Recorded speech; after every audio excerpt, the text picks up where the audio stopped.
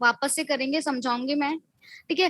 क्योंकि जब हम फॉर्मूला लगाते हैं, ठीक है, फॉर्मूला में क्या होता है 360 हम ऐड करते हैं, ओके। तो 360 को ऐड करने पे क्या होता है, हमें पता नहीं रहता कि फॉर्मूला में हमें 360 कहाँ पे ऐड करना है, कहाँ पे नहीं करना है, ओके। सो हम क्या करेंगे, वहां पे फिल डायग्राम बनाएंगे, ठीक है, जिसमें हमें कंफ्यूजन नहीं होगा कि हमें 360 को कहाँ पे ऐड करना है, ठीक है। वैसे मैंने आपको सिंपल फॉर्म में बता दिया था, जहाँ पे भी माइनस आएगा, ठीक है, वैल्यू अगर माइनस में आ रही है तो वहां पे 360 को ऐड करना है। अगर फिर भी नहीं आता है तो आपको फिल डायग्राम आना ही चाहिए, ठीक है।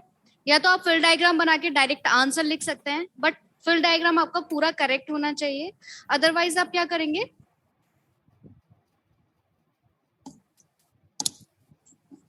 आप न्यूमेरिकल सॉरी फॉर्मूला लगा के क्या करेंगे, उसको क्वेश्चन को कंप्लीट करेंगे, ओके। सो आपका जो क्वेश्चन दे रखा है, फर्स्ट क्वेश्चन जो मैंने पहले भी सॉल्व करवाया था, दैट इज लाइन आपको दे रखी है, फोर बेयरिंग आपको दे रखी है, बैक बेयरिंग आपको दे रखी है, ठीक है। बैक बेयरिंग नहीं दे रखी होती है या फोर बेयरिंग जो भी एक वैल्यू नहीं दे रखी होती है, तो आपको उसको कैलकुलेट करना होता है 180 को ऐड प्लस माइनस करके, ओके। तो फर्स्ट यहाँ पे हम फिल डायग्राम कैसे बनाएंगे, स्टार्ट करते हैं ए बी लाइन से। सबसे पहले पॉइंट ए को ड्रॉ करेंगे, ठीक है, ये पॉइंट ए है, point A, okay. So A B आपको कितना दे रखा है, ए बी का फोर बेयरिंग आपको दे रखा है 58 डिग्री 25 मिनट, ओके। और आपने क्या मिस्टेक करी थी, आपके अभी तो नहीं करोगे, बट अगर आपके सेकंड मिड टर्म है, सेकंड मिड टर्म में ये न्यूमेरिकल तो आएंगे, तो आपको क्या ध्यान रखना है, जब भी आप डिग्री में लिखोगे, ठीक है, तो कैसे साइन बनाओगे, इस तरह से। और अगर मिनट में कोई वैल्यू लिखोगे, मिनट में कोई आंसर लिखोगे, तो आपको कैसे बनाना है, कॉमा करके, ठीक है, अंडरस्कोर करके बनाना है, ओके। सो पॉइंट ए आपको फोर बेयरिंग कितना दे रखा है 58 डिग्री 25 मिनट, ओके। सो कौन से क्वाड्रेंट में होगा, इस क्वाड्रेंट में होगा, फर्स्ट क्वाड्रेंट में। This is 58 degree 25 minute, okay.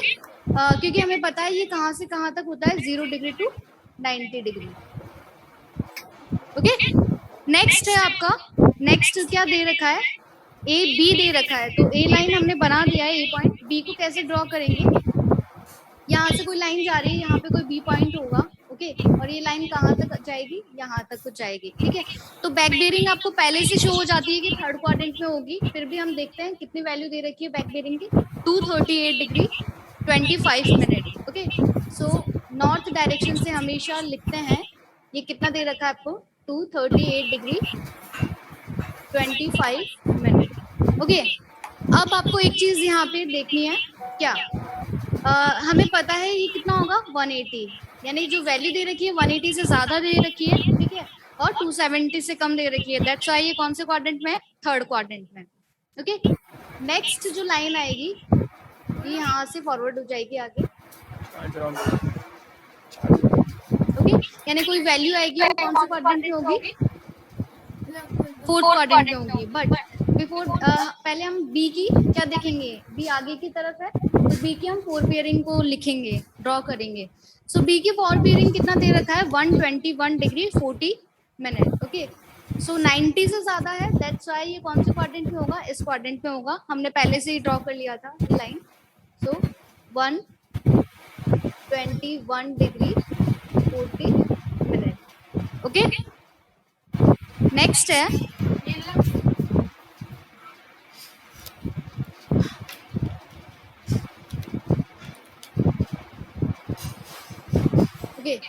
Next back bearing कितना दे रखा है, this is point B and this is C, ये आपको जो वैल्यू दे रखा है ये कितना है, this is 301 degree 40 minute, okay. ये आपको वैल्यू दे रखा है, बैक बेयरिंग दे रखी है, ये पॉइंट सी डी है। अब सी का फोर बेयरिंग कितना दे रखा है 44 डिग्री 17 मिनट, यानी कि फर्स्ट क्वाड्रेंट में होगा, तो ये फर्स्ट क्वाड्रेंट से लाइन जा रही है, कितना दे रखा है, this is 44 degree 17 minute, okay. This is point D. D का बैक बेयरिंग कितना दे रखा है 224 degree 17 minute, okay. So north direction से this is 224 degree 17 minute. Okay, next आपको दे रखा है DE। ओके, ये D लाइन था। E में सेकंड क्वाड्रेंट में जो फोर बेयरिंग आएगी कहाँ पे आएगी, कौन से क्वाड्रेंट में है, 180 से ज्यादा है तो थर्ड क्वाड्रेंट में है, तो यहाँ से निकलेगी कुछ लाइन। ठीक है, यहाँ से कोई लाइन निकलेगी, this line is 202 degree 38 minute. Okay, next line is E point. Okay, ये कौन सा पॉइंट है, E पॉइंट है, लास्ट पॉइंट। सो इसका जो बैक बेयरिंग था E पॉइंट का, वो कितना दे रखा था, 22 डिग्री। ये लाइन हमने यहीं तक ही पढ़ाई थी, सही है, 22 degree 38 minute. Okay, and E इसका E का फोर बेयरिंग कितना दे रखा है, 305, यानी कि कोई फोर्थ क्वाड्रेंट से निकलेगा। सो ये लाइन इस तरह से ऐड हो जाएगी। ठीक है, तो नॉर्थ डायरेक्शन से कितना हो जाएगा ये एंगल, 305 डिग्री 5 मिनट। ओके, ये वैल्यूज दे रखी है, ये 22 डिग्री 38 मिनट, एंड ये नॉर्थ डायरेक्शन से अगेन जो बैक बेयरिंग दे रखा, सॉरी फोर बेयरिंग दे रखा है E पॉइंट का, this is 305 degree 5 minute. Okay, and last A point का, बिकॉज A पीछे की तरफ है तो A पॉइंट का बैक बेयरिंग कितना दे रखा है, 125। सो यहाँ से यहाँ तक का जो एंगल है that is 125 degree 5 minute. Okay, so ये आपको वैल्यूज दे रखी है। अब हमें क्या मेजर करना है, क्वेश्चन आपसे क्या पूछा है कि इसमें इंटीरियर एंगल कौन कौन से होंगे, कैसे मेजर करते हैं, सारे पॉइंट्स के इंटीरियर एंगल आपको मेजर करना है। ओके, सो स्टार्ट करते हैं एंगल A से, B, एंगल C, ठीक है, D and last is E। ठीक है, एंगल A कैसे मेजर करेंगे, फुल डायग्राम को देख के विदाउट फॉर्मूला। आपको ये चीज दे रखा है, आपको क्या देखना है, इंटीरियर एंगल क्या होता है, इनको तो पॉइंट्स बोल देंगे। ओके, और ये जो लाइंस आपको दे रखी है, इन लाइंस को बोला जाता है सर्वे लाइन।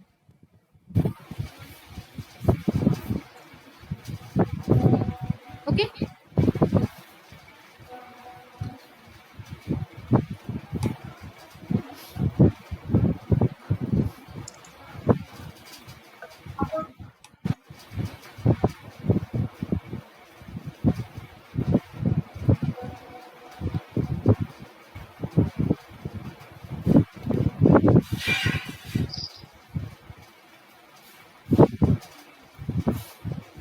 ओके, सो इन लाइंस को क्या बोला जाता है, सर्वे लाइंस बोला जाता है। ये पॉइंट्स हो गए। ओके, इंटीरियर एंगल क्या होता है, दो सर्वे लाइन के बीच का जो एंगल होता है उनको क्या बोलेंगे हम, इंटीरियर एंगल। ठीक है, फेल डायग्राम बिल्कुल बंद है। ओके, तो A पॉइंट का अगर हमें इंटीरियर एंगल मेजर करना है तो इन दोनों सर्वे लाइंस के बीच का जो एंगल होगा वो क्या हो जाएगा, A पॉइंट का इंटीरियर एंगल। ओके, तो कैसे मेजर करेंगे, जैसे आपको यहाँ तक की वैल्यू दे रखी है, इस लाइन का क्या एंगल है, 125 डिग्री 5 मिनट। अगर हम इसमें से 58 को माइनस कर देंगे, ठीक है, 125 डिग्री 5 मिनट में से अगर 58 डिग्री 25 को माइनस कर देंगे तो हमारे पास ये वाला एंगल आ जाएगा, अंदर का दोनों लाइनों के बीच का एंगल आ जाएगा। ठीक है, सो A को हमने मेजर कर लिया, B को कैसे मेजर करेंगे, सेम AB लाइन दे रखी है और BC लाइन दे रखी है। ठीक है, तो इन दोनों के बीच की जो एंगल होगा वो B पॉइंट का इंटीरियर एंगल होगा।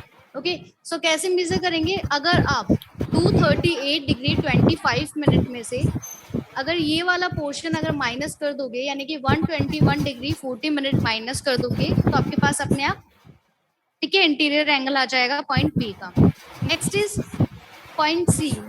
पॉइंट C को कैसे मेजर करोगे आप लोग, जैसे लाइन आपको दे रखी है BC and CD। Okay, so BC and CD में से इंटीरियर एंगल आपको मेजर करना है पॉइंट C का, तो आप क्या करोगे, आपको ये एंगल दे रखा है 301 degree 40 minute. Okay, 301 degree 40 minute में से अगर आप 44 डिग्री 17 को माइनस कर देते हो तो आपको आपके पास केवल कौन सा एरिया आ जाता है, उस एरिया का एंगल आ जाएगा। ओके, इनके बीच का एंगल।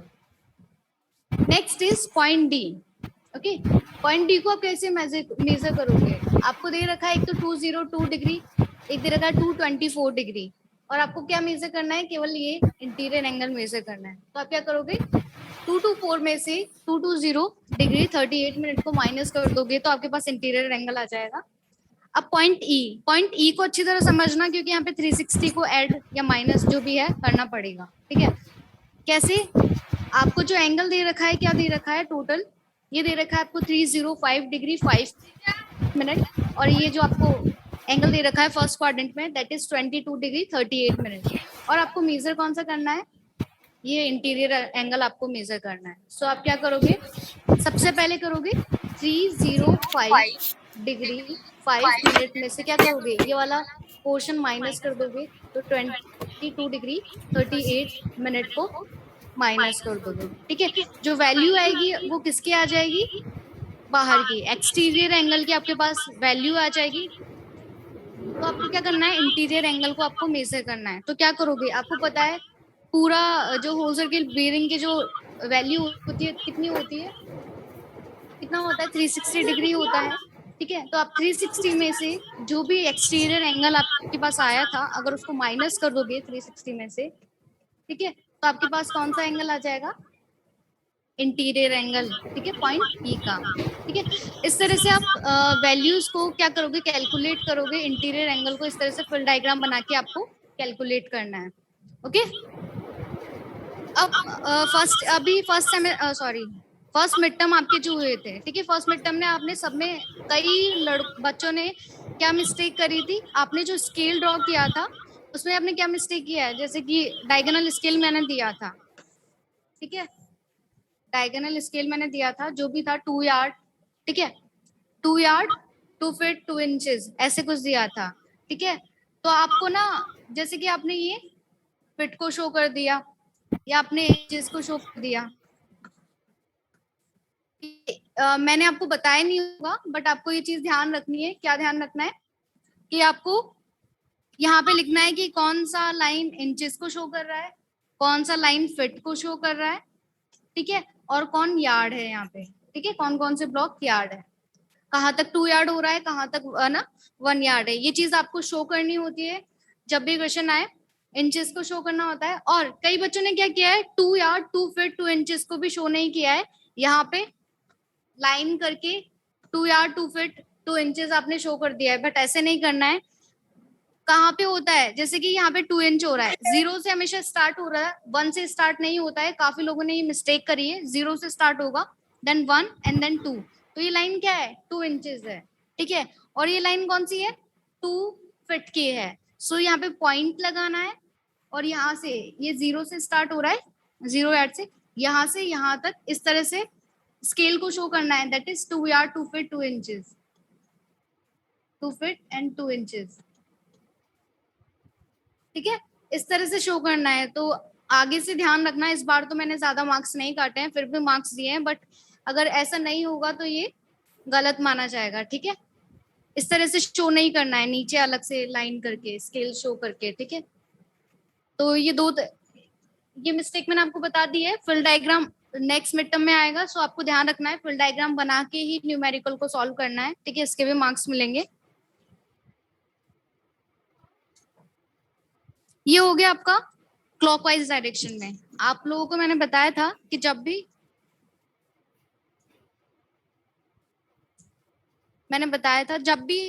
हम कभी भी सॉल्व करेंगे, अगर हमें डायरेक्शन नहीं दे रखी है तो आपको क्या ध्यान रखना है कि हमेशा वो क्लॉकवाइज डायरेक्शन में ही ड्रॉ होगा। जो भी डायग्राम हम बना रहे हैं, फुल डायग्राम, अगर आपको डायरेक्शन दे रखी है तो आपको ध्यान रखना है जो भी आप फुल डायग्राम बना रहे हो, ठीक है, वो कैसा हो जाएगा? एंटी क्लॉकवाइज डायरेक्शन में हो जाएगा। ठीक है, ये एंटी क्लॉकवाइज हो जाएगा। जहाँ पे ए पॉइंट है वहां ए रहेगा, ए से ही स्टार्ट करते हैं हमेशा। बट क्या ध्यान रखना है, जैसे बी अपवर्ड डायरेक्शन में है, ऊपर है क्लॉकवाइज डायरेक्शन में, तो अब बी एंटी क्लॉकवाइज हो जाएगा। ठीक है, स्टार्ट वैसे ही करना है, बस उल्टा चलना है, ए बी देन सी। ठीक है, इस तरह से।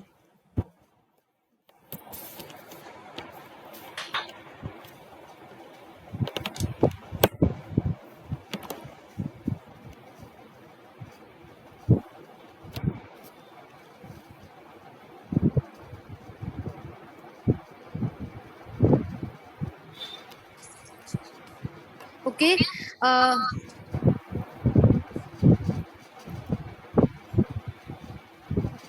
ठीक है, अब आपके असाइनमेंट के क्वेश्चन लिख लो आप लोग, फर्स्ट असाइनमेंट के, फर्स्ट चैप्टर के असाइनमेंट के questions.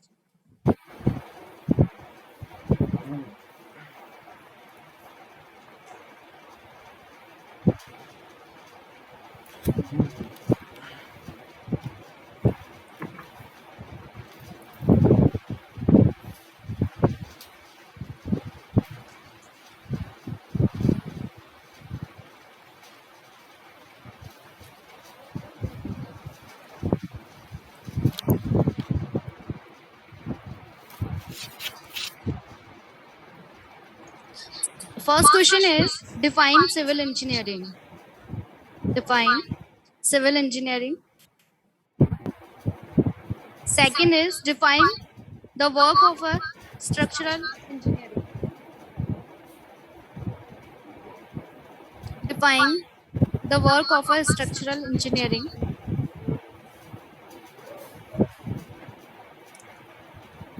Third question is list out in 7 public sector undertaking. List out in 7 public sector undertakings. Fourth one is discuss the role of a civil engineer in society. Ma'am third वाला वापस बताना. Discuss the role of a civil engineer in society.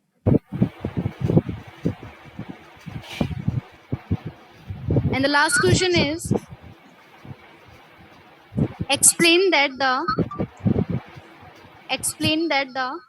growth of economy of any country lies in the development of its infrastructure.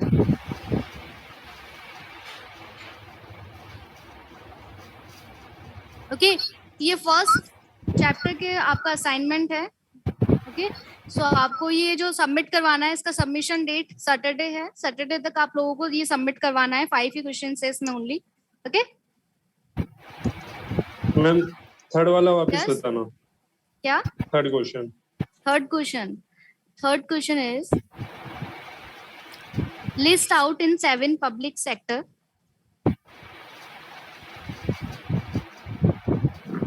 undertaking. Ma'am last question है वो repeat करना. Last है explain that the growth of economy of any country lies in the development of its infrastructure. Ma'am second question repeat करना एक बार. Second था define the work of a structural engineer. Define the work of a structural engineer. Ma'am fourth question. Fourth question, okay.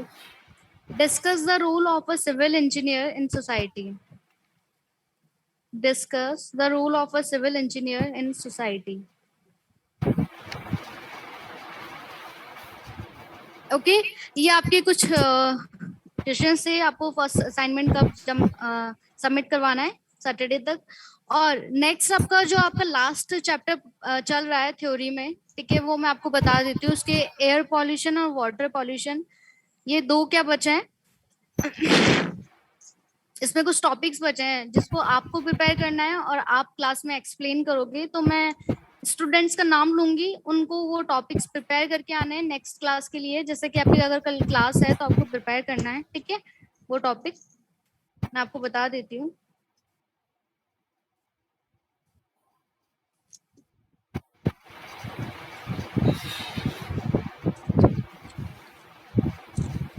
Ma'am hello ma'am. Yes ma'am आपने वो notes नहीं भेजे आप कह रहे थे. कौन से चैप्टर के? वो मटेरियल के बाद कुछ भेजा ही नहीं. मटेरियल वाला भी नहीं भेजा. मटेरियल वाला आप लोगों को भेज तो दिया था. नहीं है वो. नहीं है क्या? ओके मैं आपको भेज दूंगी. बिल्डिंग मटेरियल वाला चैप्टर ना. उसके बाद से हाँ यानी वो और उसके बाद जो कराया ना वो नहीं भेजा आपने. अच्छा ठीक है मैं आपको भेज दूंगी आज. ओके और एयर पॉल्यूशन नॉइज पॉल्यूशन आप लोगों को प्रिपेयर करके आना है. मैं आपको नाम बता देती हूँ. फर्स्ट है खुशी. ओके खुशी है क्लास में. खुशी आपको एयर पॉल्यूशन नॉइज पॉल्यूशन में से जो आपको पढ़ के आना है topic that is source and classification of air pollution, and harmful effect of air pollution. Okay, कल आपसे डिस्कस करेंगे हम एयर पॉल्यूशन के बारे में। ये दोनों टॉपिक आपको प्रिपेयर करके आने हैं। Okay ma'am. Okay okay okay okay. Next one is Nafees. Nafees, आपको कंट्रोल ऑफ एयर पॉल्यूशन पढ़ के आना है। Control of particulate okay ma'am. Pollutant और कंट्रोल ऑफ गैसियस पॉल्यूटेंट्स, ठीक है, इन दोनों के बारे में पढ़ के आना है। Next is control of air pollution. Ma'am एक बार क्वेश्चन रिपीट कर देना। Control of air pollution. इसमें दो टॉपिक है आपके, एक तो पर्टिकुलेट पॉल्यूटेंट होते हैं, गैसियस पॉल्यूटेंट होते हैं, तो इन दोनों के कंट्रोल पॉइंट्स आपको पढ़ के आना है। ओके, नेक्स्ट Okay, इज प्रिया। प्रिया, आपको नॉइस पॉल्यूशन पढ़ के आना है, ठीक है।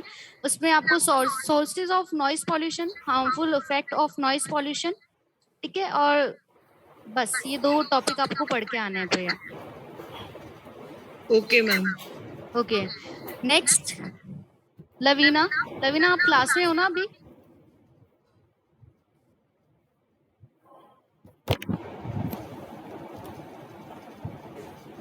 आई थिंक लवीना ऐड नहीं हो पाई। नेक्स्ट ललित। ललित, आपको कंट्रोल ऑफ नॉइस पॉल्यूशन पढ़ के आना है। Okay okay.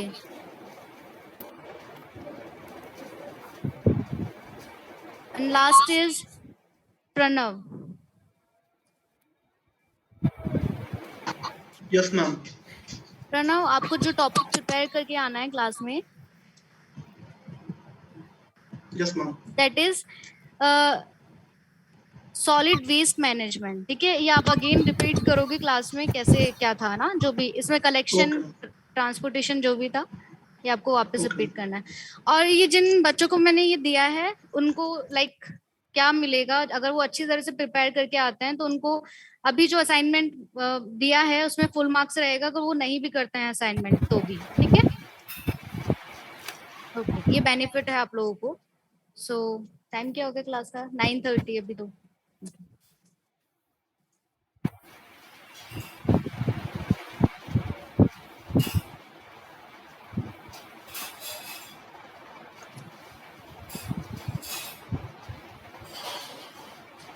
मैम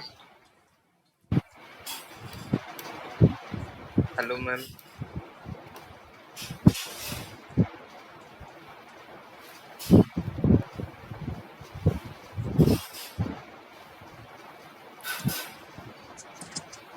ओके, मैं आपको एक और टॉपिक आपको समझा देती हूँ जिसमें सबको कंफ्यूजन रहता है। मैंने आपको रेंजिंग पढ़ाया था कि रेंजिंग आखिर होता क्या है। रेंजिंग क्या होता है? इंटरमीडिएट पॉइंट्स को स्टैब्लिश करना ही रेंजिंग होता है। हमने उसमें पढ़ा था दो टाइप की रेंजिंग होती है, एक होती है डायरेक्ट रेंजिंग, एक होती है इनडायरेक्ट रेंजिंग, ठीक है। सो डायरेक्ट रेंजिंग को तो दो मेथड से हम करते हैं सॉल्व। क्या? एक तो बाय द आई जजमेंट, एक सेकंड होता है by line ranger. Okay, so basically होता क्या है, आई जजमेंट में तो हम आंखों से देख के कि एक जो भी हमने रेंजिंग लाइंस लगाई है, ठीक है, जो रेंजिंग रॉड्स हमने लगाई है वो हमें एक लाइन में दिखनी चाहिए, ये तो हो जाएगा बाय आई जजमेंट। सेकंड होता था अपना लाइन रेंजर। हम सेम वही करते थे, मिड पॉइंट पे क्या लगाते थे? लाइन रेंजर लगाते थे, और एंड्स पे हम देखते थे कि वो एक इक्वल लाइन में हमें शो हो रहा है बाय द प्रिज्म। प्रिज्म में हम देखते थे। ओके, सो और थर्ड आपका होता था, जो लास्ट आपका होता था, दैट इज इनडायरेक्ट रेंजिंग, ठीक है। तो इसमें क्या होता था, वो इंटरवेनिंग ग्राउंड के लिए होता था जिसमें कि आपको वो इंटरविजिबल नहीं हो पाते थे, जो रेंजिंग रॉड्स थे, ठीक है, वो इंटरविजिबल नहीं हो पाते थे। तो उसको कैसे करते थे हम लोग?